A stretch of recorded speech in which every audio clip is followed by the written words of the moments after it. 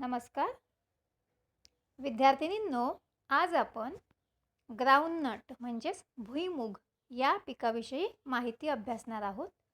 मागील लेक्चरमध्ये आपण याच चॅप्टरमधील किंवा याच प्रकरणातील एकूण 2 क्रॉप अभ्यासलेले आहेत.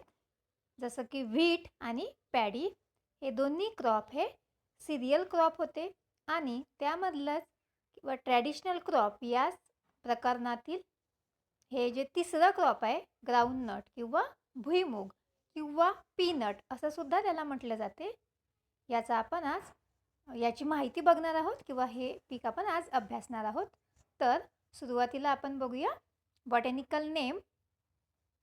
बॉटॅनिकल नेम याचा आहे अरॅचिस हायपोजिया. आता यामध्ये अरॅचिस हा जीनस आहे आणि हायपोजिया हा स्पेसीज आहे. तर यामध्ये जेव्हा आपण बॉटॅनिकल नेम लिहितो तेव्हा स्पेलिंग नीट चेक करून लिहिणं आवश्यक आहे आणि शिवाय बॉटॅनिकल नेमला अंडरलाईनसुद्धा करणे गरजेचे आहे. आत्तापर्यंत जेवढे आपण क्रॉप अभ्यासलेले आहेत तर त्यावेळेस प्रत्येक वेळेस तुम्हाला असं सांगण्यात आलेलं आहे की बॉटॅनिकल नेमला अंडरलाईन करणं गरजेचं आहे, तर हे विसरायचं नाही. तर यामध्ये हायपोजिया हा जो स्पेसीज आहे यामध्ये बघा हायपो हा शब्द आहे. तर हायपो मीन्स बिलो. आता यामध्ये 2 प्रकारे तुम्ही जर्मिनेशन शिकलेला असाल किंवा तुम्हाला माहिती असेल. यामध्ये इपिजियल जर्मिनेशन आणि हायपोजियल जर्मिनेशन हे 2 जर्मिनेशन आपल्याला माहीत आहे. तर यामध्ये हायपो म्हणजे बिलो द सॉईल सरफेस. तर यामध्ये ग्राउंडनट किंवा भुईमूग ह्या पिकामध्ये जे काही भुईमूग लागतो किंवा त्याला कर्नेल्स आपण म्हणतो किंवा पॉट्स असं आपण म्हणू, तर ते कुठे लागतात तर जमिनीच्या खाली लागतात. म्हणूनच त्यावरूनच त्याला हायपोजिया असं म्हटलेलं आहे. Then family is a leguminosae. आता यामध्ये ग्राउंडनट हे पीक आपण आज अभ्यासतो. यामध्ये आपण त्याची फॅमिली बघत आहोत लेग्युमिनॉसी. या व्यतिरिक्त अजून असे अनेक क्रॉप आहेत की ज्याची फॅमिली लेग्युमिनॉसी आहे. तर ग्राउंडनट हे तेलवर्गीय पीक आहे किंवा याला आपण ऑइल सीड्स क्रॉप असं म्हणू शकतो. तर त्यामध्ये ग्राउंडनट असेल, ग्राम असेल म्हणजेच हरभरा त्याला म्हणू शकतो, रेड ग्राम म्हणजेच तूर असेल, ग्रीन ग्राम असेल, ब्लॅक ग्राम असेल किंवा सोयाबीन असेल, तरी ह्या सर्व पिकांची जी फॅमिली असणार आहे ती काय असणार आहे तर लेग्युमिनॉसी. यामध्ये ही सुद्धा स्पेलिंग आपण नीट लक्षात ठेवणं गरजेचं आहे. बघा स्पेलिंग LEGUMINOSAE अशी याची स्पेलिंग आहे लेग्युमिनॉसी. देन ओरिजिनमध्ये बघा साऊथ अमेरिका किंवा ब्राझील ब्रॅकेटमध्ये. तर या ठिकाणी आपण साऊथ अमेरिका किंवा ब्राझील आपण दोन्ही लक्षात ठेवू शकतो. तर हे ऑब्जेक्टिव्हच्या दृष्टीने महत्त्वाचं आहे की ओरिजिन ऑफ ग्राउंडनट आपल्याला विचारलं जाऊ शकते ऑब्जेक्टिव्ह क्वेश्चनमध्ये. तर हे सुद्धा लक्षात ठेवणं गरजेचं आहे. याचं मूळ स्थान आपण म्हणूया तर ते साऊथ अमेरिका किंवा ब्राझील हे आहे. तर यामध्ये आपण एकूण 3 मुद्दे अभ्यासलेले आहे. बॉटॅनिकल नेम, फॅमिली आणि origin. Botanical name arachis hypogaea, family leguminosae and origin is South America or Brazil. Then second is a uses of groundnut. आपण uses बघणार आहोत ग्राउंडनटचे. Groundnut contains 45 to 55% oil. तर यामध्ये बघा हा जो मुद्दा आहे पहिल्या मुद्द्यामध्ये हा जो पॉइंट्स आहे 45 to 55% ऑइल म्हणजेच ग्राउंडनट किंवा भुईमूग ह्याचा मुख्य वापर जो आहे तो तेल काढण्यासाठी केला जातो. त्यामुळे त्याच्यामधून जे तेल एक्स्ट्रॅक्ट करतो आपण त्याची जी टक्केवारी आहे ती 45 ते 55% आहे. तर हे सुद्धा आपल्याला ऑब्जेक्टिव्हच्या दृष्टीने महत्त्वाचं आहे. Then oil and ghee are used as a cooking medium. आता ऑइल आपण काढतो, आपण पहिल्या मुद्द्यामध्ये म्हटलेलं आहे. तसेच घी म्हणजेच डालडा किंवा वनस्पती तूप असं आपण त्याला म्हणू शकतो. तर त्याचासुद्धा वापर आपण आपल्या कुकिंग मीडियम किंवा कुकिंग करण्यासाठी वापरू शकतो. Then kernels are rich in proteins, vitamins that is vitamin A, B and B12. तर हे काही जे कर्नेल्स आहेत किंवा त्याला शेंगदाणे आपण म्हणतो, तर त्याच्यामध्ये प्रोटीन्स भरपूर प्रमाणामध्ये असते किंवा त्याच्यामध्ये या व्यतिरिक्त फॅटसुद्धा असतात, काही मिनरल्ससुद्धा असू शकतात, जसं फॉस्फरस, कॅल्शियम पण भरपूर प्रमाणामध्ये असते. आणि या व्यतिरिक्त जर विटॅमिन आपण बघितले तर विटॅमिन ए, बी आणि B12 मुबलक प्रमाणात आपल्याला यामध्ये आढळून येतात. तसंच याला गरिबांचा काजू असं सुद्धा म्हटलं जाते. Then oil is also used for preparation of soaps and cosmetics. म्हणजे याच्या तेलाचा वापर हा साबण तयार करण्यासाठी तसेच कॉस्मेटिक्स म्हणजे सौंदर्य प्रसाधने यामध्ये सुद्धा याचा वापर केला जातो. Then groundnut cake is use as a cattle feed as well as manures. म्हणजे आता ग्राउंडनट केक, केक म्हणजेच काय, पेंड, म्हणजे त्याला आपण म्हणू शकतो भुईमुग पेंड. तर ते ऑइल त्याच्यामधून एक्स्ट्रॅक्ट केल्यानंतर किंवा ऑइल एक्स्ट्रॅक्शन केल्यानंतर जो काही त्याचा चोथा उरतो त्यापासून ग्राउंडनट केक तयार केलं जाते आणि ते जनावरांना खाद्य म्हणून त्याचा वापर केला जातो. या व्यतिरिक्त मॅन्युअर्स म्हणजे खत म्हणून सुद्धा त्याचा वापर आपण करू शकतो. पण मुख्यत्वे आपण कॅटल फीड म्हणून याचा मोठ्या प्रमाणावर शेतकरी वापर करतात. Then groundnut vines are fed to cattle. म्हणजेच यामध्ये बघा ग्राउंडनट वाईन्स, आता वाईन्स म्हणजे वेल, म्हणजे आता काही ज्या जाती आहेत भुईमुगाच्या तर त्या जास्त वाढणाऱ्या असतात किंवा स्प्रेडिंग व्हरायटी आपण म्हणू शकतो, आपण ते पुढे बघणार आहोत. तर त्याचा जे वेल आहे ते जनावरांना खाद्य म्हणून याचा सुद्धा वापर केला जातो. तर यामध्ये आपण परत थोडक्यामध्ये याचे युजेस बघूया. Groundnut contains 45 to 55% oil. Oil and ghee are used as a cooking medium. Then kernels are rich in proteins, vitamin A, B and B12. Then oil are also used for preparation of soaps and cosmetics. Then groundnut cake is used as a cattle feed as well as manures. And last is a groundnut wines are fed to cattle. हे आपल्याला इथे लक्षात ठेवणं गरजेचं आहे. Then next is a soil. Groundnut requires loamy and sandy loam soil. Loamy म्हणजे पोयटायुक्त माती आपण म्हणू शकतो किंवा गाळाची जमीन आपण म्हणू शकतो. आणि सँडी लोम म्हणजे ज्यामध्ये सँड पार्टिकल्स आहे, रेताड जमीन किंवा थोडासा गाळाची जमीन आणि रेताड जमीन याचं मिक्सिंग असेल अशा प्रकारची चांगला पाण्याचा निचरा होणारी जमीन आपल्याला या पिकासाठी उपयुक्त आहे. Then it should be fertile and well drained. म्हणजेच ही जमीन ही सुपीक असणे गरजेची आहे, याबरोबरच ती त्याचा जो पाण्याचा निचरा आहे तो चांगला होणं गरजेचं आहे. Then it should have good water holding capacity. म्हणजेच याची जलधारण क्षमता ही चांगली असणं आवश्यक आहे. तर यामध्ये पहिला मुद्दा लक्षात ठेवणं गरजेचं आहे की it requires loamy and sandy loam soil. हा मुद्दा या कंटेंटमध्ये, सॉईल या कंटेंटमध्ये महत्त्वाचा आहे. नंतर जे दुसरा आणि जो तिसरे मुद्दे आहेत तर हे आपल्याला याच्या आधीच्या पिकामध्ये पण झालेले आहे, ते रिपिटेशन आहे, त्यामुळे आपण इझिली लिहू शकतो. देन चौथा मुद्दा बघा, heavy steeps and clay soil are not suitable. Not suitable असं म्हटलेलं आहे. म्हणजेच भुईमूग या पिकासाठी हेवी म्हणजे भारी जमीन की ज्याच्यामध्ये क्ले पार्टिकल्स जास्त आहे, चिकन कणांचे प्रमाण जास्त आहे, ही सॉईल किंवा ही जमीन भुईमूग पिकासाठी उपयुक्त नाही. कारण तर ही जमीन थोडी चिकट असते आणि जर पाण्याची कमतरता किंवा त्या जमिनीला पाणी दिलं गेलं नाही तर ती जास्त टणक होते. त्यामुळे भुईमूग हे जे आहे तर ते पीक जे आहे ते जमिनीखाली ग्रो होत असते, त्याचे पॉट्स डेव्हलपमेंट जमिनीखाली होत असतात. त्यामुळे ते पॉट डेव्हलपमेंट व्हायसाठी भुसभुशीत जमीन गरजेची आहे. त्यामुळे म्हटलेलं आहे heavy and steep clay soil are not suitable. Then it is a acid tolerant crop with pH range is 5 to 5.5. तर यामध्ये बघा ॲसिड टॉलरंट म्हणजे ॲसिड सॉईल जर असेल तर त्या सॉईलमध्ये सुद्धा हे पीक तग धरू शकते, टॉलरंट करू शकते. तर ती pH रेंज असेल तर कुठली असणार, 5 to 5.5 म्हणजेच ती ॲसिडिक सॉईल असणार आहे. Then it is sensitive to water logged condition.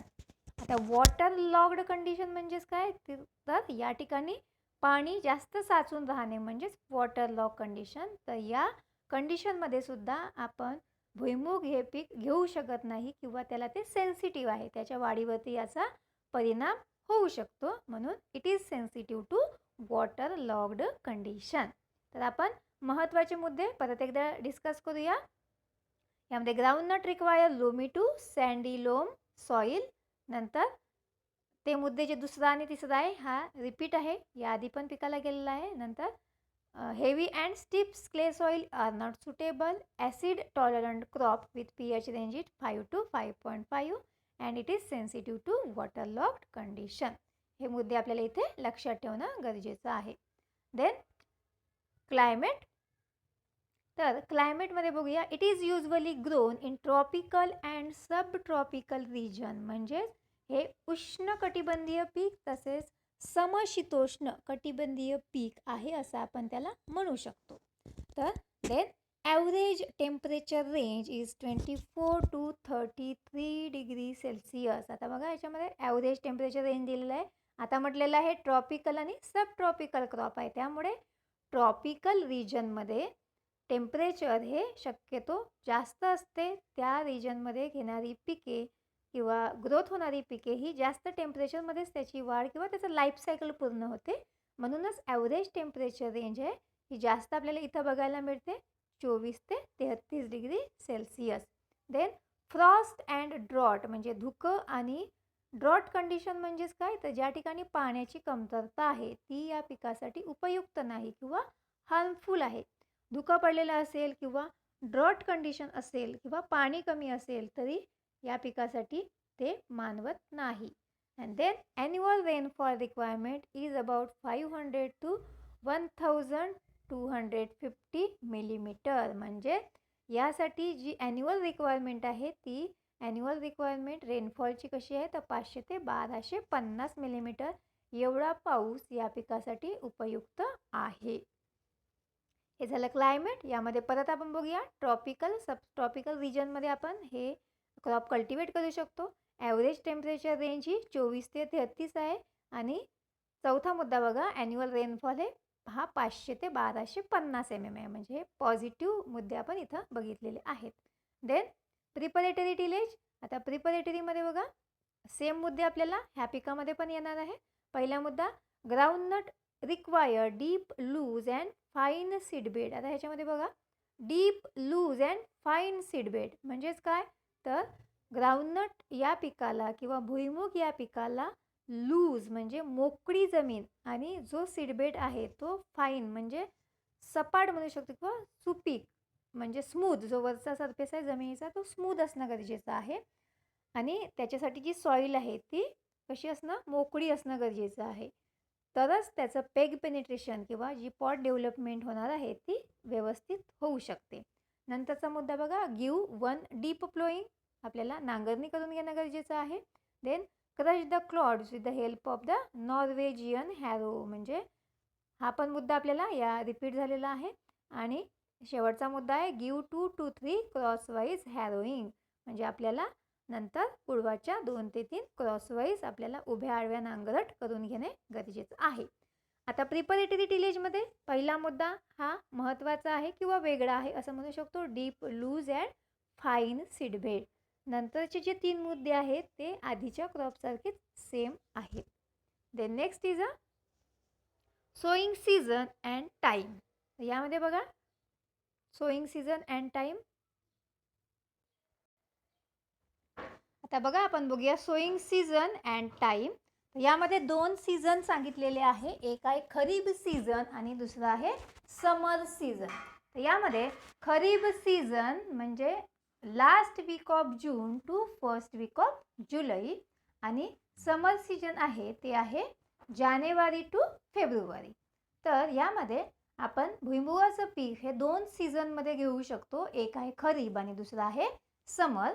आणि त्यामध्ये खरीप जे महिने आहे रिस्पेक्टिव्ह मंथ आहे ते जून ते जुलै आपण लिहू शकतो आणि समर असेल तर January to February. Then sowing method. यामध्ये पहिली मेथड आहे ड्रिलिंग मेथड आणि दुसरी जी मेथड्स आहे ती आहे डिपलिंग मेथड. तर यामध्ये ड्रिलिंग म्हणजे पेरणी करून आपण भुईमुगाची लागवड करू शकतो आणि डिबलिंग मेथड जर असेल तर ती आपण टोकन पद्धतीने लागवड करू शकतो. Then next is a seed rate and spacing. तर यामध्ये बघा सीड रेट हा त्याच्या टाईप्सनुसार दिलेला आहे. यामध्ये erect varieties, semi spreading varieties and spreading varieties.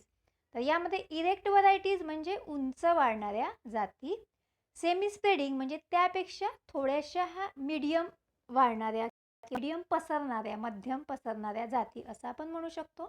आणि स्प्रेडिंग व्हरायटी म्हणजे ह्या जास्त जमिनीलगत पसरणाऱ्या ज्या जाती आहेत त्यांना स्प्रेडिंग व्हरायटी असं म्हटलं जाते.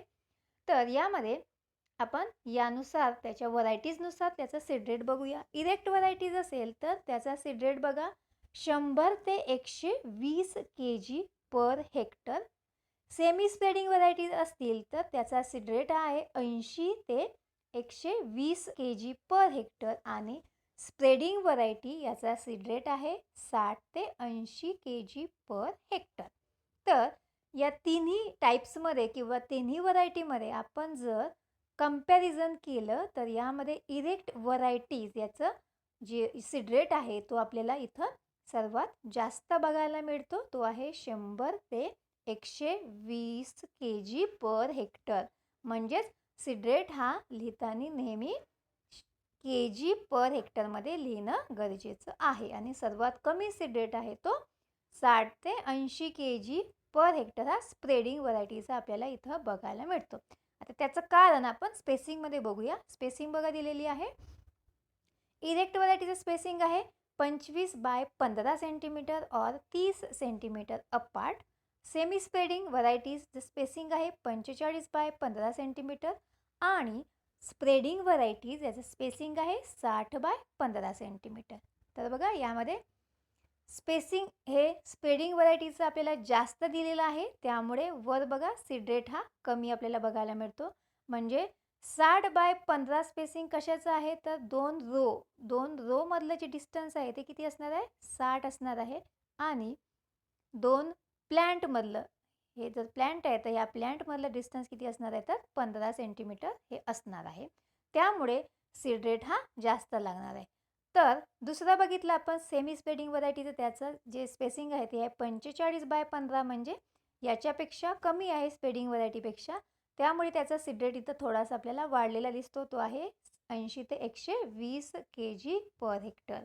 आणि इरेक्ट व्हरायटीचं स्पेसिंग हे सगळ्यात कमी आहे 25 ते 15 सेंटीमीटर. तर त्याचं सीड रेट हा सगळ्यात जास्त आहे. किती आहे 100 ते 120 kg per hectare.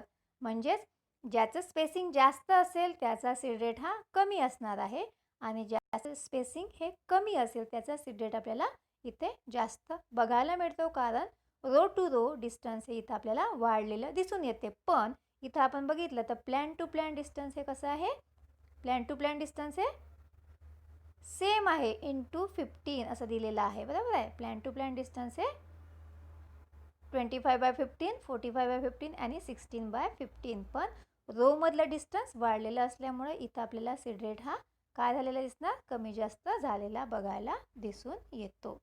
Then next is a seed treatment.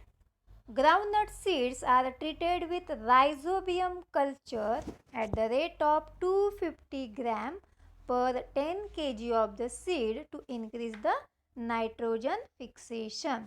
आता यामध्ये बघा ग्राउंडनट सीड्स किंवा भुईमुगाचे सीड्स आपल्याला पेरणीपूर्वी एक ट्रीटमेंट द्यायची आहे, ती आहे रायझोबियम कल्चरची ट्रीटमेंट. तर रायझोबियम कल्चर तुम्हाला याआधी पण 11वीमध्ये झालेलं आहे की आपण जनरली लेग्युमिनस क्रॉप असणारे जे पिकं आहे त्यांना जनरली रायझोबियम कल्चरची ट्रीटमेंट देतो. आणि त्याचा जो डोस आहे तो जवळपास सारखा आहे सगळ्या पिकांसाठी 250 ग्रॅम प्रति 10 किलो बियाणे. म्हणजे 10 किलो बियाण्याला आपल्याला किती द्यायचं आहे तर 250 ग्रॅम. कशासाठी तर to increase the nitrogen fixation. म्हणजेच ॲटमॉस्फिअरिक नायट्रोजनचं आपण जमिनीमध्ये फिक्सेशन करतोय. आणि आपण बघितलं तर जे भुईमुगाचं जे झाड आहे किंवा प्लॅन्ट आहे तर त्याच्या मुळाभोवती आपल्याला नोडुल्स बघायला मिळतात. आणि हेच नोडुल्स आपल्याला नायट्रोजन फिक्सेशन करण्यासाठी मदत करतात. Then seeds also treated with Agrosan or thiram at the rate of 2 gram per kg of the seeds to control the root rot disease. म्हणजे आपल्याला कशासाठी वापर करणार आहे आपण? सीड आपण ट्रीट करणार आहे ते second Agrosan or thiram to control the root rot, म्हणजे त्याची मुळं कुजू नये म्हणून आपण ॲग्रॅसॉन किंवा थायरम याची सुद्धा ट्रीटमेंट आपण देणार आहे. तर त्याचं हे आहे बघा, प्रमाण कसं आहे 2 ग्रॅम पर kg, म्हणजे 1 किलोला 2 ग्राम. तर यामध्ये सीड ट्रीटमेंटमध्ये आपण 2 ट्रीटमेंट बघितलेले आहे, एक रायझोबियम कल्चर आणि दुसरी थायरम किंवा ॲग्रॅसॉनची. रायझोबियम कल्चर असेल तर नायट्रोजन फिक्सेशन करण्यासाठी आणि ॲग्रॅसॉन किंवा थायरम असेल तर रूट रॉट किंवा कुजणे याच्यासाठी आपण ही ट्रीटमेंट देणार आहोत. यानंतर आपण हे बघूया, ह्याच्यामध्ये आपण काही व्हरायटीज बघितलेल्या होत्या टाईप्सनुसार. यामध्ये बघा स्प्रेडिंग आणि बंच टाईप, म्हणजे ही पसरणारी जात आहे आणि ही बंच म्हणजे इरेक्ट जाणारी जात. यामध्येच खाली आपल्याला लागवड झालेली दिसते बघा, ही स्प्रेडिंग इथं ॲरो करून दाखवण्यात आला आहे, इथं पसरलेला आहे. आणि हे जी इरेक्ट आहे तर इथं आपल्याला जो भाग आहे पसरणारा तर इथं स्पेस कमी ऑक्युपाय झालेला आहे असं बघायला मिळते. यावरून आपल्याला लक्षात येईल की स्प्रेडिंग व्हरायटी कशा असतात आणि बंच टाईप म्हणजेच इरेक्ट व्हरायटी कशा असतात. आणि सेमी स्प्रेडिंग ज्या जास्त असतात त्या थोड्याशा मध्यम प्रकारामध्ये मोडतात. त्यानंतर irrigation. Average water requirement ranges between 450 to 650 millimetre.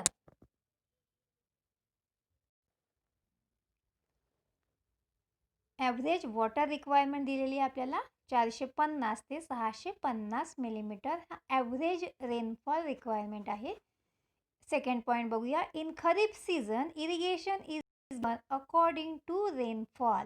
म्हणजेच आपण खरीप सीझनमध्ये जे काय इरिगेशन देणार आहे तर ते अकॉर्डिंग टू रेनफॉल देणार आहे, म्हणजे पाऊस कसा पडतो त्यानुसारच आपल्याला या पिकाला इरिगेशन देणं गरजेचं आहे. In summer season 8 to 10 irrigations are given, म्हणजे आपल्याला उन्हाळ्यामध्ये थोडीशी जास्त गरज पडते पाणी देण्याची, तर आपण एकूण 8 ते 10 इरिगेशन आपण या पिकाला देऊ शकतो. तर यामध्ये नेक्स्ट पॉईंट बघूया, irrigation should be given at critical growth stages. आता बाकीच्या पिकाप्रमाणे पण यामध्ये काही क्रिटिकल ग्रोथ स्टेजेस असणार आहेत. त्यामध्ये पेग फॉर्मेशन स्टेज, नंतर फ्लॉवरिंग स्टेज आणि पॉड डेव्हलपमेंट स्टेज. आता पेग फॉर्मेशन म्हणजे आपण याला मराठीमध्ये म्हणू शकतो आरी धरणे किंवा असा टोकदार भाग आपल्याला ओव्हरीतून बघायला मिळतो, डेव्हलप होतो. आणि ही जी ओव्हरी असते ही जमिनीमध्ये पेनिट्रेट होते आणि त्यानंतर पॉड फॉर्मेशन व्हायला सुरुवात होते. तर एक पेग फॉर्मेशन स्टेजला, एक फ्लॉवरिंग स्टेजला आणि तिसरी आहे पॉड डेव्हलपमेंट स्टेजला. त्याचे आपण काही इमेजेस इथे पुढे बघूया. यामध्ये हे बघा, इथं हे पहिल्या इमेजमध्ये इथं बोटाने दाखवलेलं आहे, हे पेग डेव्हलपमेंट म्हणजे पेग जेव्हा तयार होतात किंवा पेग फॉर्मेशन म्हणजे हा जो भाग दिसतो बघा इथं जमिनीमध्ये आपल्याला जाताना दिसतो. तर हे ओव्हरीजमधून तो जमिनीमध्ये पेनेट्रेट होतो आणि त्यानंतर पेग फॉर्मेशन. आता इथे बघा काही ठिकाणी आपल्याला इथं पण तसंच चित्र बघायला मिळते. आणि तिसरी स्टेज आहे ती फ्लॉवरिंग स्टेज आहे, म्हणजे ह्या स्टेजला सुद्धा आपल्याला पाणी देणं गरजेचं आहे. ह्या 2-3 क्रिटिकल स्टेजेस आपण या स्टेजला आपल्याला पाणी देणं या ठिकाणी गरजेचं आहे. Then next is intercultivation. The crop is generally given by 1 hand weeding and 2 hoeing before peg formation. The crop is generally given 1 hand weeding and 2 hoeing before peg formation. म्हणजेच आपल्याला जे क्रॉप आहे ते 1 हँड विडिंग म्हणजेच खुरपणी करणे गरजेचं आहे आणि 2 होईंग करणे गरजेचं आहे. पण ते कधी करणं गरजेचं आहे तर बिफोर पेग फॉर्मेशन. एकदा का पेग फॉर्मेशन व्हायला सुरुवात झाली त्यानंतर आपण कुठलेही इंटरकल्टिवेशन ऑपरेशन करायचे नाही. कारण तर जर आपण पेग फॉर्मेशन ही स्टेप सुरुवात झाली किंवा पेग फॉर्मेशन व्हायला सुरुवात झाल्यानंतर जर आपण काही विडिंग केलं किंवा इंटरकल्टिवेशन ऑपरेशन होईंग केलं तर यामध्ये ज्या काही आऱ्या आहेत तर त्या आऱ्या तुटू शकतात आणि यामुळे आपलं यील्ड हे कमी येऊ शकते. तर त्यासाठी आपल्याला जवळपास लागवडीपासून 55 ते 60 किंवा 50 ते 55 दिवसाच्या नंतर आपल्याला काय करणं गरजेचं आहे तर विडिंग किंवा होईंग करणं गरजेचं आहे, कारण त्यानंतर पेग फॉर्मेशन व्हायला सुरुवात होते. Then herbicides such as alachlor is effective for weed control. म्हणजे यामध्ये आपण वीड कंट्रोलिंगसाठी काही हर्बिसाइडचा पण वापर करू शकतो. यामध्ये ॲलॅक्लोर हे हर्बिसाइड आपण यामध्ये वापरू शकतो. Then earthing up operation is given for supporting and covering the small pods. म्हणजे अर्थिंग अप म्हणजे काय तर मातीची भर घालणे. आपण याआधी पण बघितलेलं आहे शुगरकेनमध्ये. To support the basal portion of the plant. म्हणजे प्लॅन्टच्या बेसल पोर्शनला आपण मातीची भर घालणे किंवा सपोर्ट करतो. कशासाठी तर जे काही पॉट्स आहेत किंवा काही जमिनीमध्ये गेलेले नाही बाहेरच्या साईडला आहेत तर त्याला आपण कवरिंग केलं तर त्या पॉटची साईज वाढू शकते आणि त्यामुळे आपलं उत्पादन हे सुद्धा वाढू शकते. Then in erect type varieties, drum rolling is carried out for easy penetration of peg into soil and it increases 15% yield of groundnut. आता बघा इरेक्ट टाईप व्हरायटीमध्येच आपण जनरली ड्रम रोलिंग करतो, हे इथं लक्षात ठेवणं गरजेचं आहे. ज्या उंच वाढणाऱ्या जाती आहेत तर का करायचं तर for easy penetration of peg, म्हणजेच जे काही पेग्स आहे याचं जमिनीमध्ये त्याचं पेनिट्रेशन चांगलं व्हावं किंवा ते जमिनीमध्ये गाडले जावे आणि ते जर गाडले गेले तर त्याचा साईज हा वाढून त्यामुळे आपल्या उत्पादनामध्ये जवळपास 15% उत्पादन जास्त येण्याची शक्यता असते. त्यामुळे ड्रम रोलिंग हे जे इंटरकल्टिवेशन ऑपरेशन आहे इरेक्ट व्हरायटीमध्ये केलं जाते. हे तुम्ही इथं लक्षात ठेवणं गरजेचं आहे. Drum rolling. Then intercropping.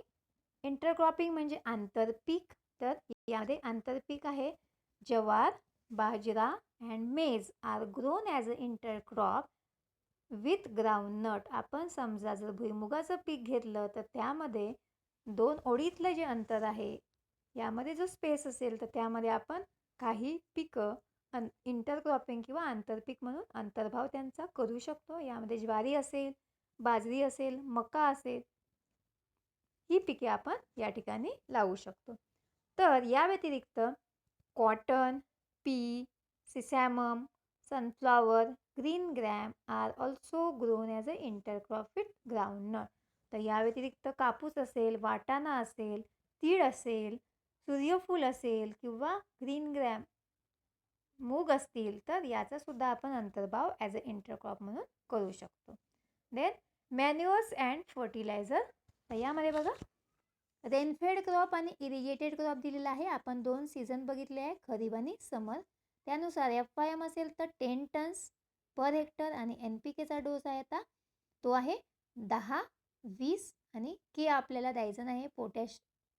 आपण यामध्ये 10 किलो नायट्रोजन आणि 20 kilo phosphorus kg per hectare या प्रमाणामध्ये आपण देणार आहे.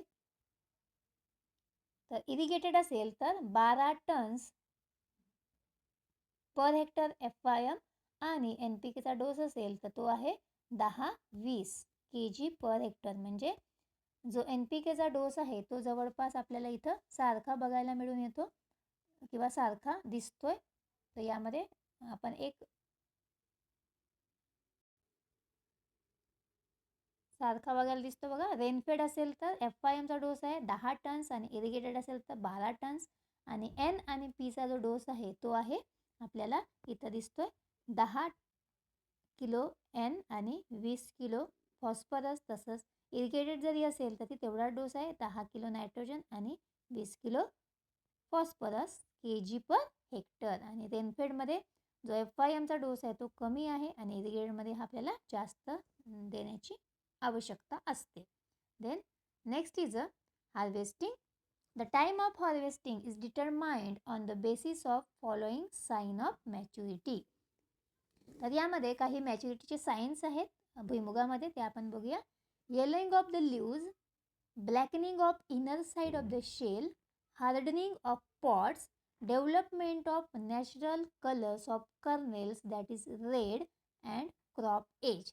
तर यामध्ये येलोइंग ऑफ द लीव्ज म्हणजे पानं पिवळी पडतात. नंतर blackening of inner side of the shell म्हणजे जे काही पॉट्स असते, तर त्या पॉट्सचा आतमधून आपण भाग बघितलाय, फोडून बघितलंय, तर त्यामध्ये आतमधला भाग हा पूर्ण आपल्याला काळपट झालेला बघायला मिळतो. हे एक आपल्याला साईन सांगता येईल.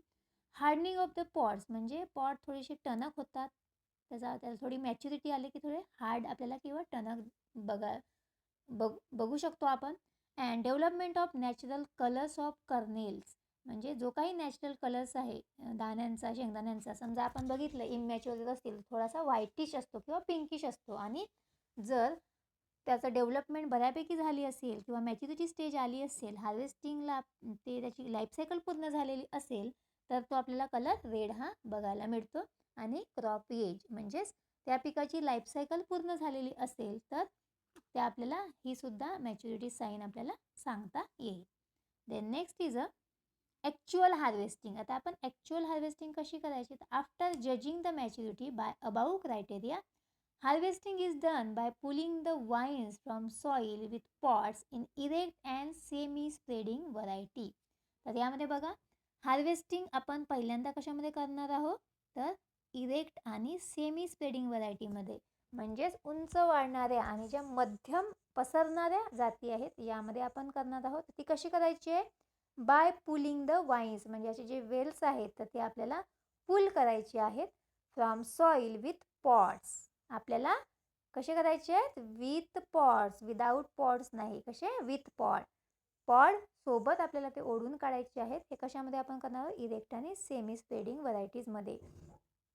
आणि in case of spreading varieties म्हणजे ज्या पसरणाऱ्या जाती आहे त्यामध्ये हार्वेस्टिंग आपण कसं करणार आहोत, तर ploughing the field and collecting the pod. यामध्ये आपण पुल करायचं नाही, आपल्याला ओढायचं नाही, तर कसं करायचं आहे, तर आपण ती फील्ड नांगरणी करायची आहे आणि मग आपोआपच त्याचे पॉट्स हे जमिनीबाहेर येणार आणि मग ते कलेक्ट करायचे आहेत. तर यामध्ये लक्षात ठेवा, इरेक्ट आणि सेमी स्प्रेडिंग असेल तर आपल्याला पुल करणं गरजेचं आहे आणि स्प्रेडिंग व्हरायटी जर असेल तर आपल्याला प्लोईंग करणं गरजेचं आहे ॲक्च्युअल हार्वेस्टिंग करताना. देन व्हरायटीजमध्ये बघा, erect or bunch type SB11, Kopargaon 3, TMV2, TMV7, TMV9, TMV1, JL24, JL220 आणि कोकण गौरव ह्या इरेक्ट म्हणजे उंच वाढणाऱ्या जाती आहेत.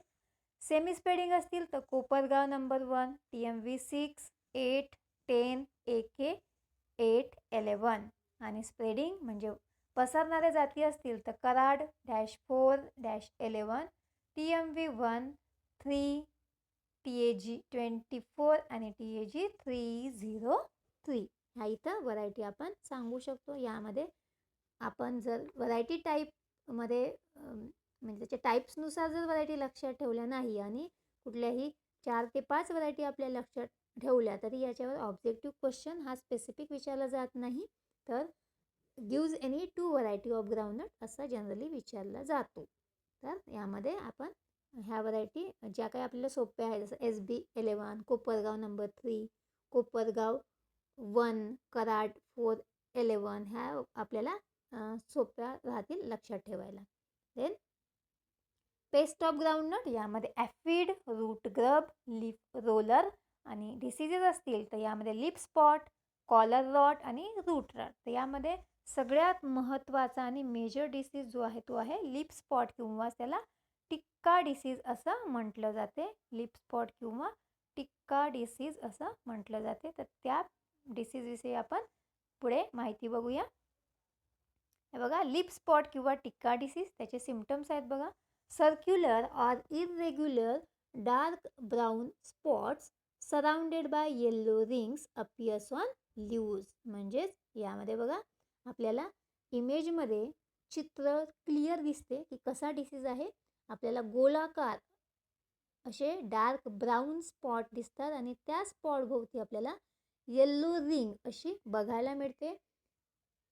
पानांवरती बघा, इथं आता काही ठिकाणी आपल्याला येल्लो रिंग्स अशी बघायला मिळते. तर हे याचा सिम्पटम्स आहे.